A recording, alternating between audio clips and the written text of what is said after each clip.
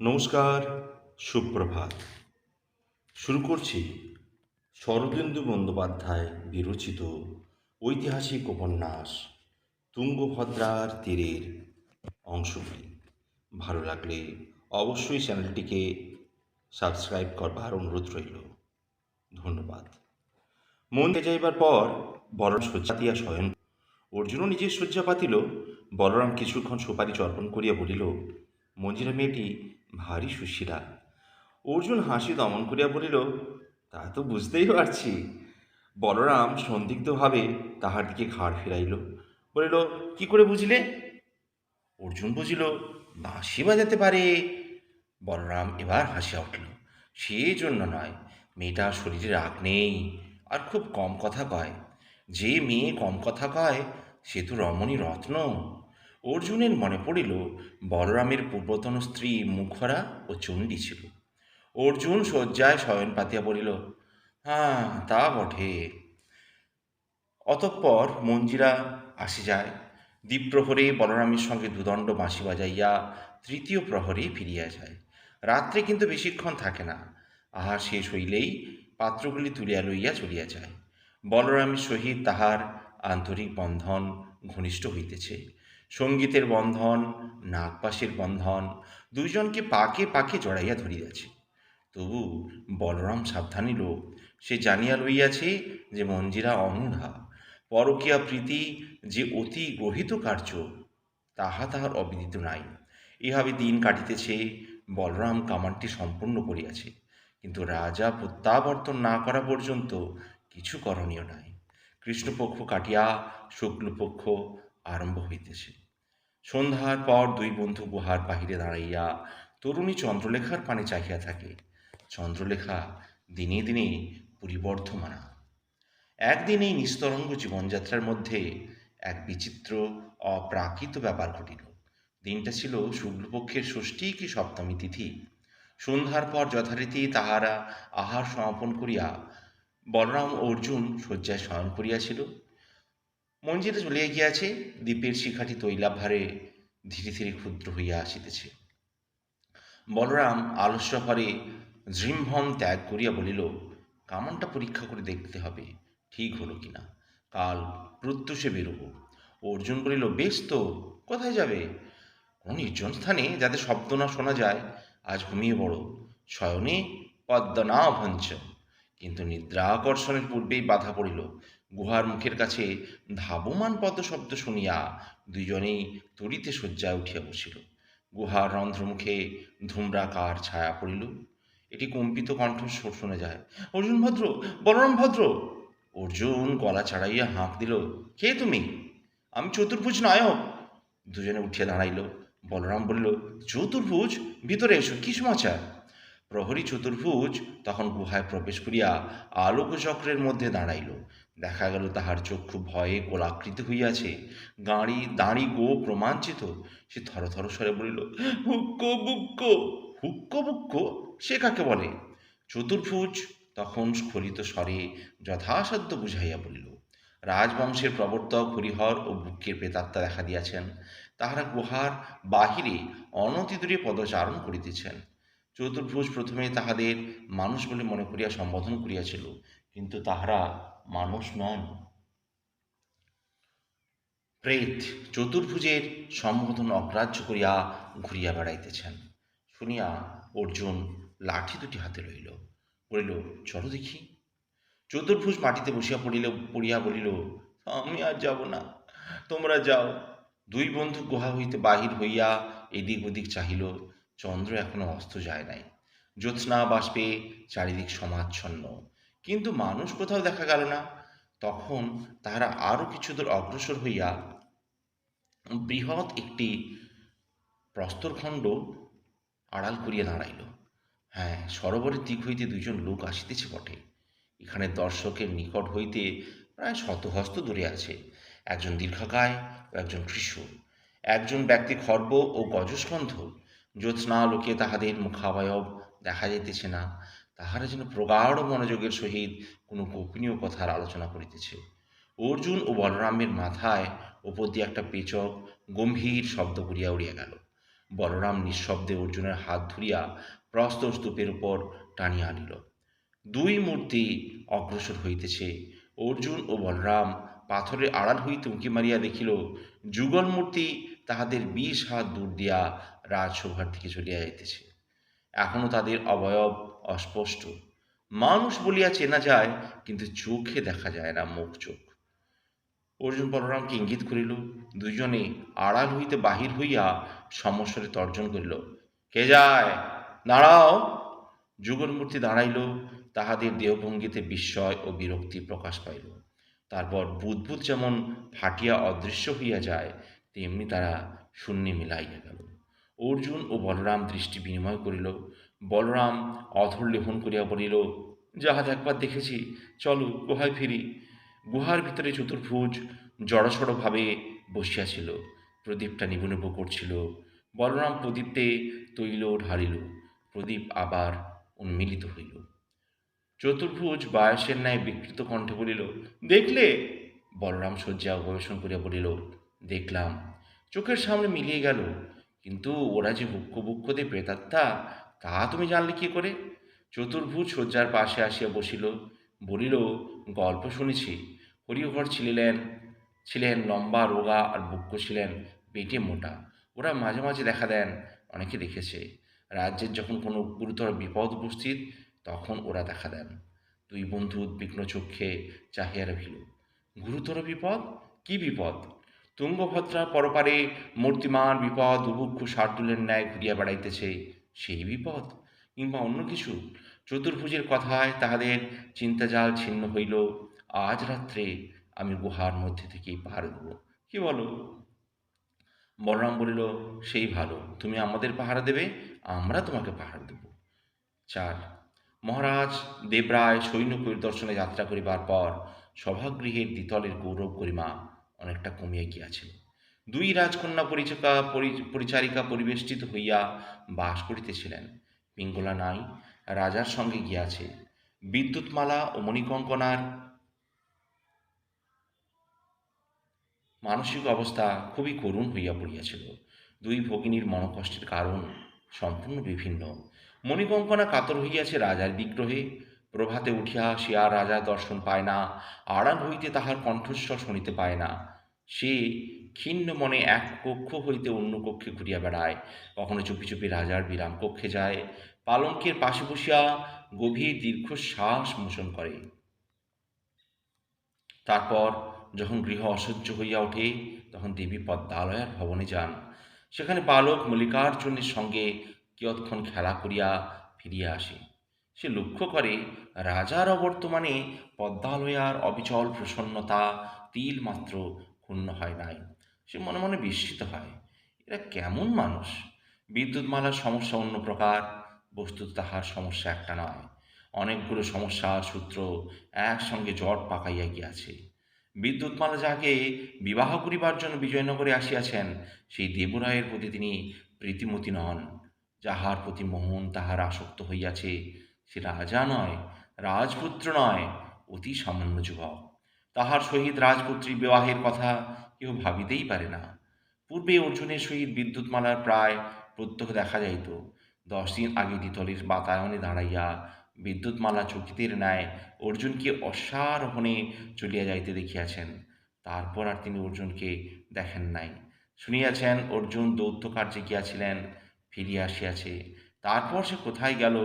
বিদ্যুৎমালা প্রত্যহ অতিথিশালার সম্মুখে গিয়া পম্পাপতির মন্দিরে যান, কিন্তু অর্জুনের দেখা পান না। কি হইল তাহার? দাসীদের প্রশ্ন করিতে শঙ্কা হয়, পাছে তাহার সন্দেহ করে তিনি অন্তর্দাহে দগ্ধ হইতেছেন। বিবাহ 3 মাস পিছাইয়া গিয়াছে বটে, কিন্তু 3 মাস কতটুকু সময়! একটি একটি করিয়া দিন যাইতেছে, আর মেয়াদের কাল ফুরাইয়া আসিতেছে। সময় যে যুগপৎ এত দ্রুত ও মন্থর হইতে পারে, তাহা কে জানিত? ভাবিয়া ভাবিয়া রাজকুমারীর দেহ কৃশ হইয়া গিয়াছে। চোখে একটা অস্বাভাবিক প্রহর দৃষ্টি, জালবদ্ধা কুরুঙ্গি বাহির হইবার পথ খুঁজিয়া পাইতেছে না। একদিন সূর্যাস্তকালে বিদ্যুৎমালা নিজ শয্যায় অর্ধশয়ন হইয়া দুর্ভাবনার জালে জড়াইয়া পড়িয়াছিলেন। মণিকঙ্কনা কক্ষ নাই, বোধ করি নিঃশ্বাস ফেলিতে ফেলিতে রাজার বিরাম কক্ষে ঘুরে বেড়াইতেছে। একটি দাসী ভূমিতলে বসিয়া কুমারীদের পরিধেয় বস্ত্র উর্মি করিতেছিলেন। কুমারীরা সান্ধ্য স্নান করিয়া পরিধান করিবেন। সূর্যাস্ত হইলে কক্ষের অভ্যন্তর ছায়াচ্ছন্ন হইল। বিদ্যুৎমালার দেহ সহসা অসহ্য ধীরতায় ছটপট করিয়া উঠিল। তিনি শয্যায় উপবিষ্ট হইয়া ডাকিলেন, ভদ্রা! দাসী কাপড় চুনট করিতে করিতে জিজ্ঞাসু মুখ তুলিল, আজ্ঞা রাজকুমারী। বিদ্যুৎমালা বলিলেন, ঘরে তিষ্ঠতে পারছি না, চলো নিচে খোলা জায়গায় বেরিয়ে আসি। ভদ্রা উঠিয়া দাঁড়াইয়া বলিল, তাহলে প্রতিহারিণীদের বলি, আপনি সন্ধ্যা স্নান ছেড়ে বেশ পরিবর্তন করুন। বিদ্যুৎমালা বললেন, না না, প্রতিহারিণীদের প্রয়োজন নাই, কেবল তুমি সঙ্গে থাকবে, ফিরে এসে বেশ পরিবর্তন করব। যে আজ্ঞা রাজকুমারী।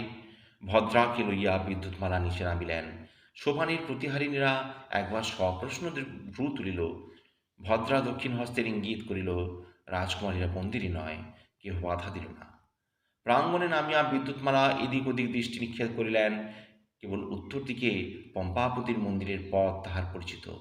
তিনি বিপরীত দিকে অঙ্গুলি নির্দেশ করিয়া বলিলেন, ওদিকে কি আছে? ভদ্রা বলিল, ওদিকে কমলা সরোবর, চলো। বিদ্যুৎমালা সেই দিকে চলিলেন। চলিতে চলিতে ভদ্রা বলিল, কমলা সরোবরের এখান থেকে অনেকটা দূর, প্রায় অর্ধকোশ। অত দূর কি যেতে পারবেন রাজকুমারী? বিদ্যুৎমালা উত্তর দিলেন না। ইতস্তত দৃষ্টিপাত করিতে করিতে চলিলেন, কিন্তু তাহার মন অন্তর্নিহিত হইয়া রহিল। সন্ধ্যার পর লোকজন বেশি নাই।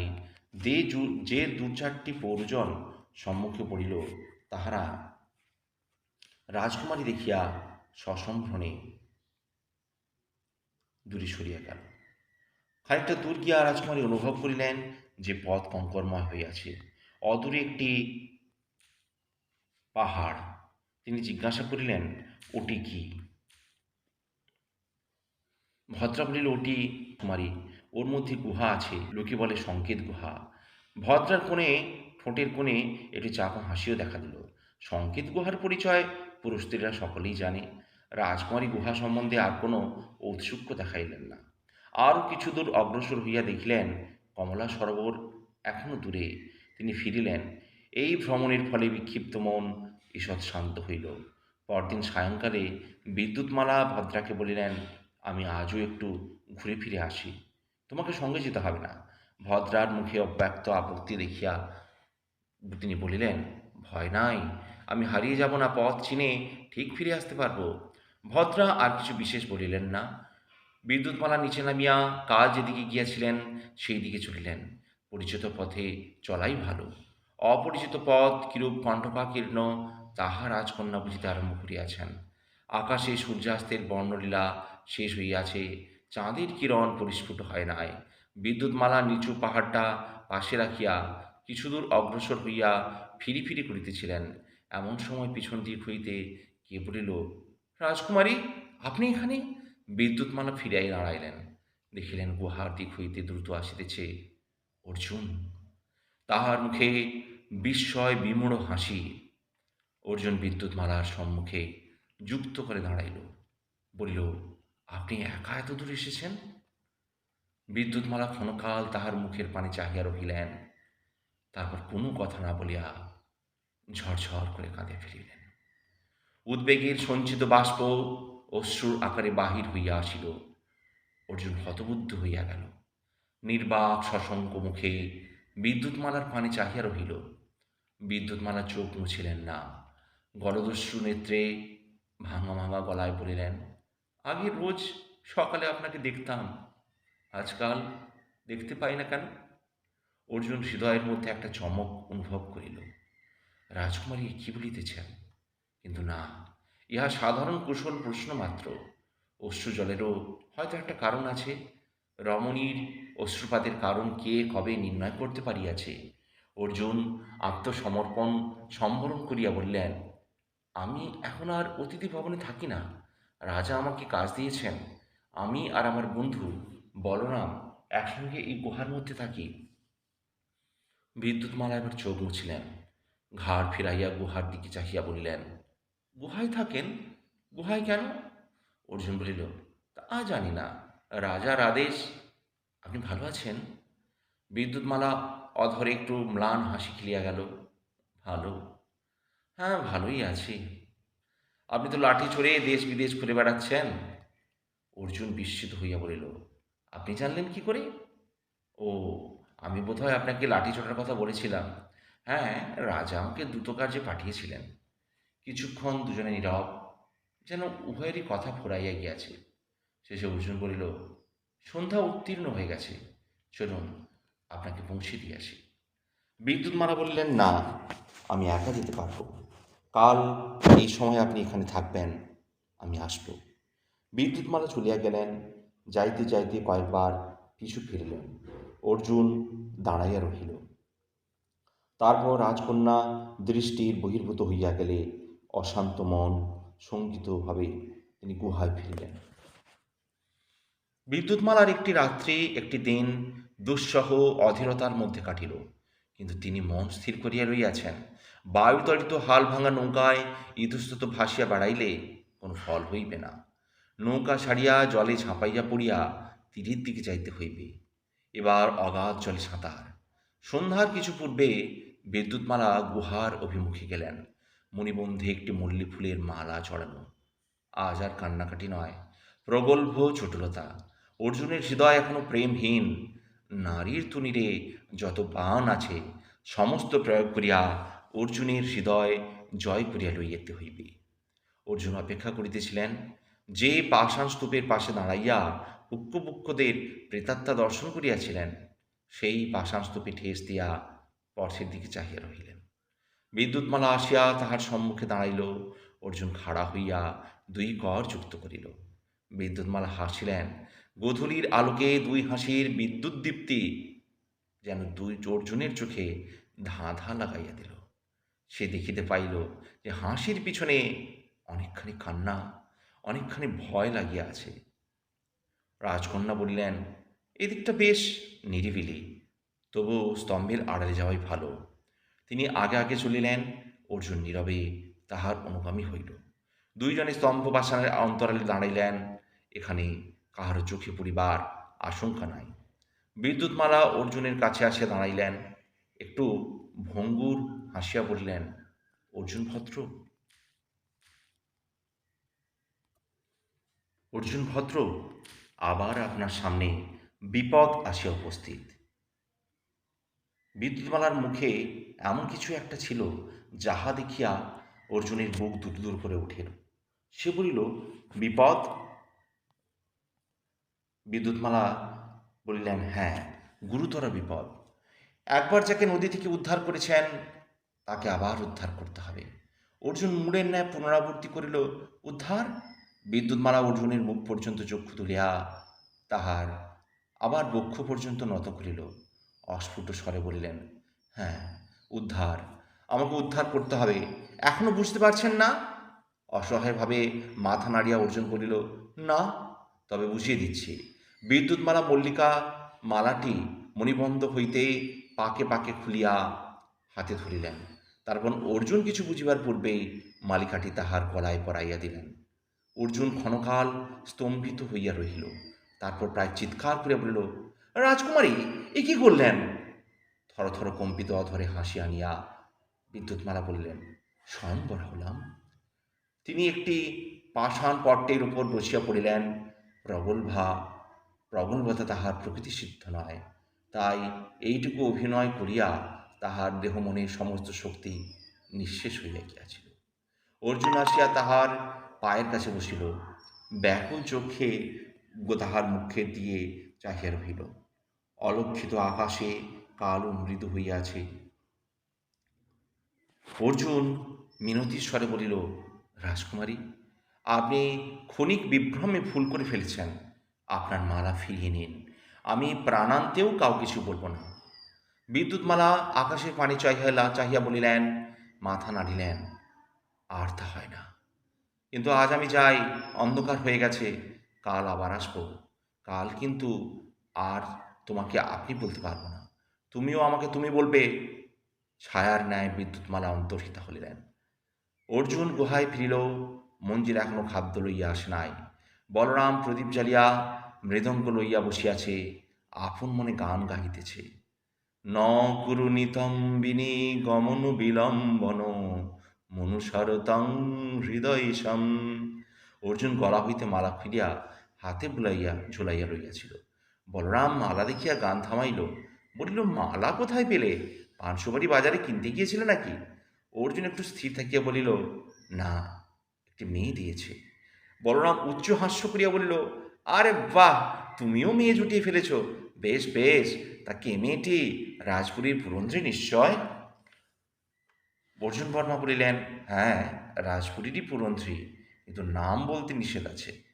এই সময় নৈশাহারে পাত্র মাথায় লইয়া মঞ্জিরা উপস্থিত হইলেন। মালার প্রসঙ্গ স্থগিত রহিল। সেই রাত্রে অর্জুন শয্যায় শয়ন করিয়া অনেকক্ষণ জাগিয়া রহিল। গভীর দুঃখ ও বিজয়োল্লাস একসঙ্গে অনুভব করা সকলের ভাগ্যে জোটে না। এরূপ অভাবনীয় ব্যাপার তাহার জীবনে কেন ঘটিল? বিদ্যুৎমালাকে সে দেখিয়াছে শ্রদ্ধার চোখে, সম্ভ্রমের চোখে, কিন্তু তিনি মনে মনে তাকে কামনা করিয়াছেন। তিনি রাজকন্যা, রাজার বাগদত্তা বধূ, আর অর্জুন অতি সামান্য মানুষ। কি করিয়া ইহা সম্ভব হইল? তারপর কখন কি হইবে? এখন ইহার পরিণাম কিভাবে? বলরাম মঞ্জিরাকে যেভাবে বলরাম মঞ্জুরাকে ভালোবাসে, সেভাবে অর্জুন বিদ্যুৎমালাকে ভালোবাসে না। সম্ভ্রম ও পদমর্যাদার বিপুল ব্যবধান তাহাদের মাঝখানে, তাহাদের মধ্যে কোনো প্রকার ঘনিষ্ঠ সম্বন্ধ ঘটিতে পারে না। তাহার কল্পনার অতীত। উপরন্তু সে রাজার ভৃত্য, রাজার বাগদত্তা বধূর প্রতি দৃষ্টিপাত করিবে কোন স্পর্ধায়? উত্তপ্ত মস্তিষ্কের অসংযত দিগ্ভ্রান্ত চিন্তা নিষ্পন্ন হইবার পূর্বেই অর্জুন ঘুমাইয়া পড়িয়াছিল। ঘুম ভাঙিল শেষ রাত্রে। মল্লিকামালার ম্রিয়মান গন্ধ তাহার ঘুম ভাঙাইয়া দিল। মল্লিকাটি তাহার বুকের কাছে নিল। সে তাহা মুষ্টিতে লইয়া একবার সজোরে পেষণ করিল, তারপর দূরে সরাইয়া রাখিল, যাহাতে ওই গন্ধ নাকে না আসে। কিন্তু ঘুম তাহার আসিল না। মস্তিষ্কের মধ্যে চিন্তা উন্ননাভ জাল বুনতে আরম্ভ করিয়াছে। সেদিন সন্ধ্যাকালে পাথরের আড়ালে অর্জুন ও বিদ্যুৎমালার নিম্নরূপ কথোপকথন হইল। অর্জুন বলিল, তুমি রাজকন্যা, আমি সাধারণ মানুষ। বিদ্যুৎমালা বলিলেন, তুমি অসামান্য মানুষ নও, তুমি যদু কুলোদ্ভব, ভগবান শ্রীকৃষ্ণ তোমার পূর্বপুরুষ। বিদ্যুৎমালা দেবীর মতো একটি প্রস্তরখণ্ডে রাজেন্দ্রাণীর ন্যায় বসিয়াছেন। অর্জুন তাহার সম্মুখে সমতল ভূমিতে পিছনে পা মুড়িয়া উপবিষ্ট। বিদ্যুৎমালার চক্ষু অর্জুনের মুখের উপর নিশ্চলভাবে নিবদ্ধ। তিনি যেন জীবন বাজি রাখিয়া পাশে খেলিতেছেন। অর্জুনের দৃষ্টি পিঞ্জরাবদ্ধ পাখির মতো এদিক ওদিক ছটফট করিয়া যাইতেছে। অর্জুন বলিল, তুমি মহারাজ দেবরায়ের বাগদত্তা। বিদ্যুৎমালা বলিলেন, আমি কাউকে বাগদান করিনি। রাজার রাজনৈতিক বুদ্ধি, রাজনৈতিক চুক্তির হয়েছে রাজায় রাজায়। আমি কেন তাদের মধ্যে আবদ্ধ হব? তোমার পিতা তোমাকে দান করেছেন। আমি কি পিতার তৈজস? আমার কি নিজস্ব সত্তা নেই? শাস্ত্রে বলে, স্ত্রী জাতি কখনো স্বাতন্ত্র্য পায় না। ও শাস্ত্র আমি জানি না। আমার হৃদয় আমি যাকে ইচ্ছা দান করব। তুমি অপাত্রে হৃদয় দান করেছ। ও কথা আগে হয়ে গেছে, তুমি অপাত্র নও। অর্জুন কিছুক্ষণ নতমুখে রহিল, তারপর মুখ তুলিয়া বলিল, আমার দিক থেকে এই কথাটা চিন্তা করে দেখেছ? বিদ্যুৎমালার মুখে আষাঢ়ের মেঘ নামিয়া আসিল। চক্ষু বর্ষণ শঙ্কিত হইল। তিনি বিদীর্ণ কণ্ঠে বলিলেন, তুমি কি আমাকে চাও না? অর্জুন ক্লান্ত মস্তক বিদ্যুৎমালার জানুর উপর রাখিল। বিধুর কণ্ঠে বলিল, চাওয়া না পাওয়ার অবস্থা পার হয়ে গেছে। 3 দিন আগে আমি সজ্জন ছিলাম, এখন আমি কৃতজ্ঞ, বিশ্বাসঘাতক। রাজা আমাকে ভালোবাসেন, আমাকে পরম বিশ্বাসের কাজ দিয়েছেন, আর আমি প্রতি মুহূর্তে তার সঙ্গে বিশ্বাসঘাতকতা করছি। তুমি আমার কি সর্বনাশ করলে? বিদ্যুৎমালার মুখের মেঘ কাটিয়া গিয়া ভাস্বর আনন্দ ফুটিয়া গেল, বিজয়িনীর আনন্দ। তিনি অর্জুনের মাথায় হাত রাখিয়া কোমল স্বরে বললেন, কেন তুমি মিছে কষ্ট পাচ্ছ? রাজা হৃদয়বান লোক, তিনি তোমার স্নেহ করেন, সবই সত্যি, কিন্তু তার অনেক ভৃত্য পরিচয় আছে। তুমি না থাকলেও তার চলবে, এবং তিনি না থাকলেও তোমার চলবে। তুমি এদেশের অধিবাসী নও, তুমি রাজার কাজ ছেড়ে দাও। চলো আমরা চুপি চুপি এদেশ ছেড়ে পালিয়ে যাই। অর্জুন চমকিয়া মুখ তুলিল, বিভ্রান্ত চক্ষে চাহিয়া বলিল, এদেশ ছেড়ে চলে যাব? এই অমরাবতী ছেড়ে পালিয়ে যাব? কোথায় যাব? ম্লেচ্ছের দেশে? না, তা আমি পারব না। সে উঠে দাঁড়াইল। বিদ্যুৎমালাও সঙ্গে সঙ্গে উঠিয়া তার হাত ধরিলেন। কিন্তু তিনি কিছু বলিবার উপক্রম করিতেছেন, এমন সময় পাষাণ স্তম্ভের অন্তরাল হইতে শব্দ শুনিয়া চমকিয়া গেলেন। অর্জুন শরীর শক্ত করিয়া দাঁড়াইল। শব্দটা আর কিছু নয়, মঞ্জিরা আপন মনে গানের কলি গুঞ্জন করিতে করিতে খাবার লইয়া গুহা দিয়ে আইতেছে। দুইজনে রুদ্ধশ্বাসে দাঁড়াইয়া রহিলেন। মঞ্জিরা তাহাকে দেখতে পাইল না। তাহার গান গুঞ্জন দূরে মিলাইয়া গেল। বিদ্যুৎমালা অর্জুনের কানে অধর স্পর্শ করিয়া চুপি চুপি বলিলেন, আজ যাই, কাল আবার আসব। বিদ্যুৎমালা জ্যোৎস্না প্রহরীর মধ্যে অদৃশ্য হইয়া গেলেন। অর্জুন হর্ষ বিষাদে ভরা অন্তরে গুহার মধ্যে ফিরিয়া গিয়া মনে মনে প্রতিজ্ঞা করিল, কাল সে আর বিদ্যুৎমালার সঙ্গে দেখা করিতে আসবে না। কিন্তু প্রতিজ্ঞা রহিল না। পরদিন সে যথাকালে যথাস্থানে আবার উপস্থিত হইল। যৌবন ও বিবেক বুদ্ধির দড়ি টানাটানি চলিতে লাগিল। এইভাবে কয়েকদিন কাটিল, কিন্তু সমস্যার নিষ্পত্তি হইল না। ৫, মহারাজ দেবরায় সৈন্য পরিদর্শনে যাত্রা করিয়াছিলেন। কৃষ্ণপক্ষের দশমী তিথিতে শুক্লপক্ষের নবমী তিথিতে অগ্রদূত আসিয়া সংবাদ দিল, আগামী কল্য পূর্বাগ্নে মহারাজ রাজধানীতে প্রত্যাবর্তন করিবেন। রাজপুরীর এক পক্ষকাল যেন ঝিমাইয়া পড়িয়াছিল, আবার জন্মন হইয়া উঠিল। মণিকঙ্কনার হৃদয়ে আনন্দে হিন্দোলায় দুলিতেছে। কাল মহারাজ আসিবেন, কতদিন পরে তাহাদের দর্শন পাইব। প্রতীক্ষায় উত্তেজনায় সে আত্মহারা। দিন কাটে তো রাত কাটে না। বিদ্যুৎমালার মানসিক অবস্থা সহজেই অনুময়। রাজার অনুপস্থিতিকালে তিনি যে প্রবল হৃদয়বৃত্তির স্রোতে অবাধে ভাসিয়া গিয়াছিলেন, বাধাবিঘ্নগুলি ক্ষুদ্র হইয়া আসিয়াছিল, সেই বাধাবিঘ্নগুলি পর্বতপ্রমাণ উচ্চ হইয়া দাঁড়াইল। ভয়ে তাহার বুক শুকাইয়া গেল। তাহার সংকল্প তিলমাত্র বিচলিত হইল না, কিন্তু সংকল্প সিদ্ধির সম্ভাবনা কঠিন নৈরাশ্যের আঘাতে ভূমিষ্যাৎ হইল।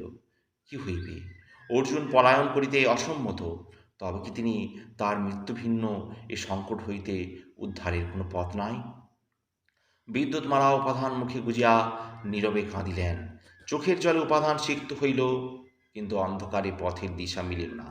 অর্জুনের অবস্থা বিদ্যুৎমালার অনুরূপ হইলেও তাহার মনে অনেকখানি অন্তর্গ্লানি মিশ্রিত আছে। বিদ্যুৎমালাকে সেই ইচ্ছার বিরুদ্ধে ভালোবাসিয়াছে, কিন্তু সমস্ত প্রাণ উৎসর্গ করিয়া ভালোবাসিয়াছে। মনের মধ্যে এমন নিবিড় প্রেমের অনুভূতি পূর্বে তাহার অজ্ঞাত ছিল, কিন্তু এত প্রেম, সে প্রেম যত গভীরই হোক, তাহার দ্বারা অপরাধ বোধ তো দূর হয় না। প্রেম যখন সমস্ত হৃদয় অধিকার করিয়াছে, তখনও মস্তিষ্কের মধ্যে চিন্তার ক্রিয়া চলিতেছে, আমি রাজার সহিত কৃতজ্ঞতা করিয়াছি। যিনি আমার অন্নদাতা, যিনি আমার প্রভু, তাহার সহিত বিশ্বাসঘাতকতা করিয়াছি। কেন বিদ্যুৎমালার প্রেম প্রথমেই প্রত্যাখ্যান করি নাই? কেন বারবার তাহার সহিত সাক্ষাৎ করিয়াছি? এখন কি হইবে? রাজার সম্মুখে গিয়া দাঁড়াইব কেমন করিয়া? তাহার চোখে চোখ রাখিয়া চাইব কোন সাহসে? তিনি যদি মুখ দেখিয়া মনের কথা বুঝিতে পারেন, এ কথা কাহাকেও বলিবার নয়। বলরামকেও সে মুখ ফুটিয়া কিছু বলিতে পারে নাই। বলরাম তাহার চিত্ত বিক্ষোভ লক্ষ্য করিয়াছে, মাঝে মাঝে প্রশ্ন করিয়াছে, কিন্তু সত্য উত্তর পায় নাই। সে ভাবিয়াছে অর্জুনের মন এখনো পৃথ্বীশোকে মুহ্যমান। এদিকের এই অবস্থা, ওদিকে কুমার কম্পন রাজার আশু প্রত্যাবর্তনের সংবাদ পাইয়া সর্বাগ্রে উত্তেজনায় শিহরণ অনুভব করিতেছেন। সময় উপস্থিত, আর বিলম্ব নয়। এখন গৃহপ্রবেশে নিয়ন্ত্রণ পাঠাইতে হইবে। যাহারা রাজার বিশ্বাসী প্রিয়পাত্র, কেবল সেই সব মন্ত্রী সভাসদকে নিমন্ত্রণ করিতে হইবে। তারপর সকলে একত্রিত হইলে রাজার সঙ্গে সকলকে একসঙ্গে নির্মূল করিতে হইবে। কবে নিমন্ত্রণ করিলে ভালো হয়? কাল রাজা ফিরিবেন, হয়তো ক্লান্ত দেহে নিমন্ত্রণ রক্ষা না করিতে পারেন, কিন্তু পরশেই সুদিন। কুমার কম্পন বাছা বাছা রাজপুরুষদের নিমন্ত্রণ পাঠাইলেন এবং নবনির্মিত গৃহে অতিথি সৎকারের আয়োজন করিতে লাগলেন। পিতা বীরবিজয়ের কথাও কম্পন ভুলিলেন না। বুড়া তাহাকে দুচক্ষে দেখিতে পারেন না, তাহার সদ্গতি করিতে হইবে। পরদিন মধ্যাহ্নের দণ্ডপূর্বে মহারাজ দেবরায় ডঙ্কা বাজাইয়া সদল বলে পুরীতে উপস্থিত হইলেন। সভাগৃহের বহিঃপ্রাঙ্গণে বৃহৎ জনতা অপেক্ষা করিতেছিল। তখনই তন্মধ্যে দুইজন প্রধান, কুমারকম্পন এবং ধননায়ক লক্ষণ, ৭০০ পুরপ্রহরিণী শঙ্খ বাজাইয়া তুমুল নির্ঘোষে রাজার সম্মাননা করিল, সম্বর্ধনা করিল। রাজা অশ্ব হইতে অবতরণ করিয়া কুমারকঙ্কন ছুটিয়া আসিয়া তাহার চান স্পর্শ করিয়া প্রণাম করিল। আর্য, আপনি এতদিন ছিলেন না, রাজপুরী অন্ধকার ছিল, আর আজ এক পক্ষ পরে আপনি আবার এলেন, সূর্যোদয় হল। কুমারকম্পন অতিশয় মিষ্টভাষী, কিন্তু তাহার মুখের কথাগুলি চাটুবাক্যের মতো শোনাইল। রাজা একটু হাসিলেন, ভ্রাতার স্কন্ধে হাত রাখিয়া বললেন, তোমার সংবাদ শুভ। গৃহপ্রবেশের আর কত বিলম্ব? কম্পন বলিলেন, গৃহ প্রস্তুত, কেবল আপনার জন্য গৃহপ্রবেশ স্থগিত রেখেছি। কাল সন্ধ্যার সময় আপনাকে আমার নূতন গৃহে পদার্পণ করিতে হইবে আর্য। কাল আমার গৃহপ্রবেশের শুভ মুহূর্ত স্থির হয়েছে। রাজা বলিলেন, তোমার নূতন গৃহে অবশ্য পদার্পণ করিব। ধন্য। কম্পনা দাঁড়াইলেন না। বেশি কথা বলিলে পাছে মনগত অভিপ্রায় প্রকাশ হইয়া পড়ে, তাই তিনি তাড়াতাড়ি প্রস্থান করিলেন। রাজা তখন মন্ত্রী, উপমন্ত্রী, সভাসদ, বিদেশি রাষ্ট্রদূত প্রভৃতি সমবেত প্রধানের দিকে ফিরিলেন। প্রত্যেকে মিষ্ট সম্ভাষণ করিয়া কিছু সংবাদের আদান প্রদান করিয়া বিরাম কক্ষে প্রবেশ করিলেন। ইতিমধ্যে পিঙ্গলা আসিয়া দ্বিতলের বিশ্রাম কক্ষের তত্ত্বাবধান করিতেছিলেন। পাচকেরা রান্না চড়াইয়াছিল। রাজা আন্তরিকভাবে স্নান করিলেন, আড়ম্বিতভাবে স্নান করিলেন। তাহার পর ধীরে ধীরে সুস্থ আহারে বসিলেন। আহার শেষ হইলে বেলা দ্বিপ্রহর অতীত হইয়া গেল। রাজা পালঙ্কে অঙ্গ প্রসারিত করিলেন। পিঙ্গলা ভূমিতলে বসিয়া পান সাজিতে সাজিতে প্রবৃত্ত হইল। রাজা অলসকণ্ঠে প্রশ্ন করিলেন, কলিঙ্গ রাজকুমারীদের সংবাদ দিয়েছ? পিঙ্গলা বলিল, তারা কুশলে আছেন আর্য। এই সময় নব জলধরে বিজুরি রেখার ন্যায় মণিকঙ্কনা কক্ষে প্রবেশ করিলেন। ছায়াচ্ছন্ন কক্ষটি তাহার রূপের প্রভায় প্রভাময় হইয়া উঠিল। তাহাকে দেখিয়া মহারাজ সহাস্যমুখী শয্যায় উঠিয়া বসিবার উপক্রম করিলেন। মণিকঙ্কনা তাহাকে প্রণাম করিয়া বলিল, উঠবেন না মহারাজ, আপনি বিশ্রাম করুন। পিঙ্গলা, তুমি ওঠো, আজ আমি মহারাজকে পান সেজে দেব। পিঙ্গলা হাসি মুখে সরিয়া দাঁড়াইল। মণিকঙ্কনা তাহার স্থানে বসিয়া পান সাজিতে লাগিয়া গেল। রাজা পাশ ফিরিয়া অর্ধশয়ানভাবে তাহার তাম্বুল রচনা দেখিতে লাগিলেন। পিঙ্গলা স্মিত মুখে বলল, ধন্য রাজকুমারী, পান সাজাতেও জানেন? মণিকঙ্কনা পর্ণপত্রে খদির লেপন করিতে করিতে বললেন, কেন জানব না, কতবার মা তাদের পান সেজে দিয়েছি। কলিঙ্গ দেশে পানির খুব প্রচলন, তবে উপকরণে বিশেষ প্রভেদ আছে। পানের সঙ্গে ওরা খদির, কর্পূর, দারুচিনি তো থাকেই, চুয়া, কেয়া, খদির, নারঙ্গ ফুলের ত্বক, কেশর প্রভৃতি থাকে। এই নিন মহারাজ। মণিকঙ্কনা উঠিয়া পানের তবক রাজার সম্মুখে দিলেন। তিনি সেটি মুখে দিয়া কিছুক্ষণ চিবাইলেন, তারপর বলিলেন, চমৎকার পান, তুমি এত পান ভালো সাজতে পারো জানলে আগেই তোমাকে স্মরণ নিতাম। কাল থেকে তুমি নিত্য দ্বিপ্রহরে এসে আমার পান সেজে দিয়ে যাবে। মণিকঙ্কনা কৃতার্থ হইয়া বলিলেন, তাই দেব মহারাজ। আমাদের সঙ্গে কিছুটা কলিঙ্গ দেশীয় পানের উপকরণ আছে, তাই দিয়ে পান সেজে দেব। সে আবার পানির বাটা লইয়া বসিয়া যাইতেছিল, এমন সময় নিঃশব্দ পদে ধননায়ক লক্ষণ প্রবেশ করিল। মণিকঙ্কনা বলিল, ও মা, মন্ত্রীমশাই এলেন, এবার বুঝি রাজকার্য হবে, আমি তাহলে যাই। রাজার প্রতি দীর্ঘ বিলম্বিত দৃষ্টি সম্পাত করিয়া নিষ্ক্রান্ত হইল। মন্ত্রী পালঙ্কের শিয়রের দিকে ভূমিতলে বসিলেন। পিঙ্গলা তাম্বুল, করঙ্ক প্রভৃতি তাহার দিকে আগাইয়া দিয়া ঘর হইতে বাহির হইয়া গেল। রাজার সঙ্গে ভ্রমণ করিয়া ফিরিবার পর সে এখনো পালঙ্কের জন্য বিশ্রাম পায় নাই। রাজা ও মন্ত্রীর মধ্যে বাকালাপ আরম্ভ হইল। মন্ত্রী মহাশয়ের নিবেদন করিবার বিশেষ কিছু ছিল না। তিনি সংক্ষেপে রাজ্য সম্বন্ধীয় বক্তব্য শেষ করিলেন। একটা সংবাদ আছে, হুক্কবুক্কের প্রেতাত্মা দেখা দিয়াছে। রাজা শয্যা থেকে উঠিয়া বসিলেন। হুক্কবুক্ক দেখা দিয়েছেন? কে দেখেছে? মন্ত্রী বললেন, অর্জুন ও বলরামের গুহা পাহারা দেবার জন্য যাদের নিয়োগ করিয়েছিলাম তাদের মধ্যে একজন দেখেছে, অর্জুন বলরামও দেখেছে। হুম। মহারাজ কর্ণের মণিকুণ্ডলে আঙ্গুলিতে ধরিয়া একটু নড়চড়া করিলেন। অনেক দিন পরে হুক্কবুক্ক দেখা দিলেন। সেই আহমদ শাহ সুলতান হয়ে যখন বিজয়নগর আক্রমণ করেছিলেন তার আগে দেখা দিয়েছিলেন। আশঙ্কা হয় দারুণ বিপদ আসন্ন, কিন্তু কোন দিক থেকে আসবে তা বুঝতে পারছি না। মন্ত্রী জিজ্ঞাসা করিলেন, সীমান্তের অবস্থা কেমন দেখলেন? রাজা বললেন, শত্রুর তৎপরতার কোনো চিহ্ন পেলাম না।